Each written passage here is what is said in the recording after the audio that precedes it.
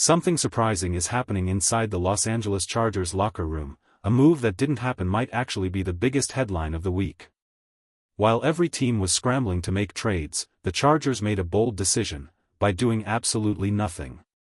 And trust me, that nothing says a lot about how this front office views the future. Alright, let's dive into it.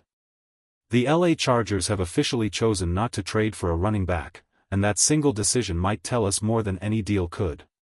Some fans are frustrated, saying Joe Ortiz is just sitting back doing nothing. But here's the thing, he did make two important moves earlier, adding help at defensive end and offensive tackle.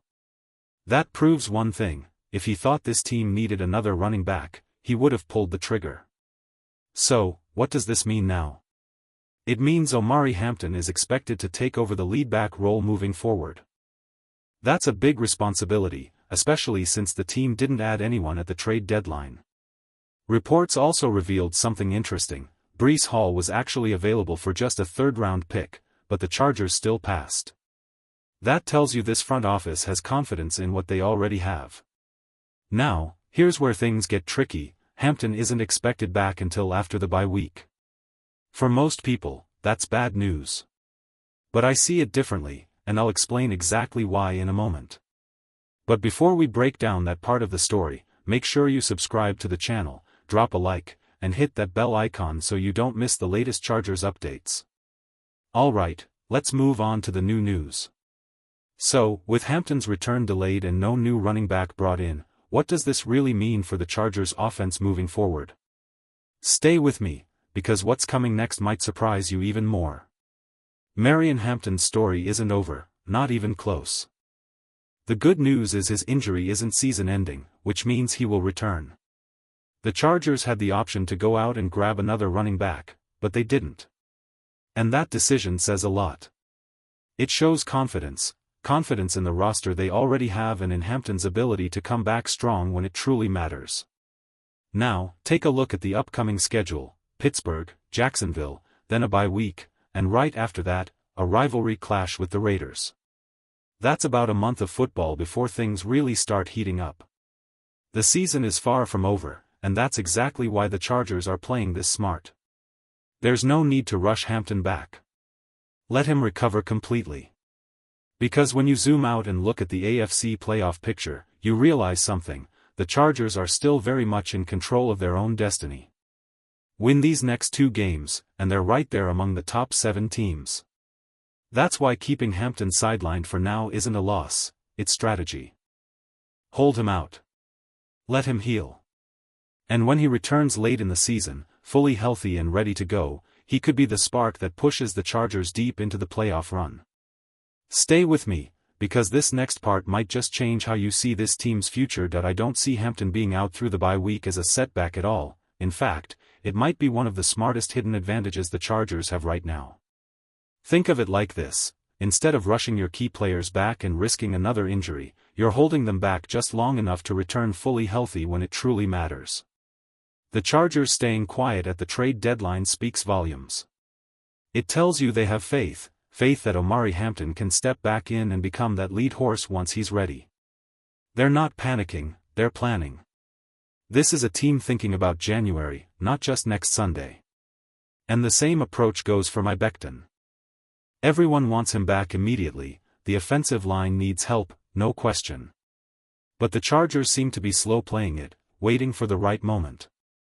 Because sneaking into the playoffs with a healthy lineup is far better than limping in too early and breaking down before the finish line. So yeah, if you're a Chargers fan, it's a strange mix of emotions. You want to celebrate how solid this team looks, yet the injuries keep you cautious. But that's the reality of football. Every fan base knows that balance between hope and heartbreak. The good news? The Chargers are still in a strong position, sitting right there in the mix at 5-3, and the best part of the season is still ahead. Stay with me, things are about to get even more interesting. Injuries have hit the Chargers hard, especially along that offensive line. It's becoming a painful pattern at this point. With just a 53-man roster, there's only so much depth you can have, and when the big guys up front start dropping, everything gets tougher. Protecting Herbert, opening lanes for the run game, it all starts there. And right now, they're fighting through it with everything they've got. But even with those setbacks, let's be real, this team still has firepower.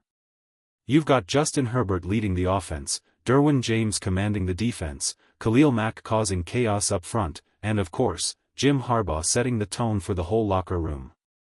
This isn't some broken-down squad, these are proven players with fight left in them. Sure, losing both starting tackles for the season hurts, badly. But it's not the end. The season is long, and the smart move is rest and recovery. Let the guys heal, don't rush them back just to risk another injury. Sometimes the best play you can make is patience. Because when those players return fresh and healthy, this team instantly becomes dangerous again. The Chargers just have to hold the line, literally and figuratively, until their reinforcements are back. Stay with me, because what's coming next could reveal how the Chargers plan to survive this storm. You know, there's something about those old-school Chargers starter jackets that just hits different. The nostalgia, the design, the energy, it takes you straight back to when football felt raw, loud, and electric. Those classic jackets weren't just clothes, they were statements. A symbol of pride for every die-hard fan who lived and breathed this team. I was checking out some of those throwback versions online the other day, and wow, the prices will shock you. Some are going for hundreds, even close to $1,000. That's how much people value that golden era of Chargers football. And honestly, it makes sense. Because it's not just fabric, it's history stitched with lightning bolts. The newer versions floating around today might not have that same vintage feel, but they still carry that spirit, bold, proud, unapologetically Chargers.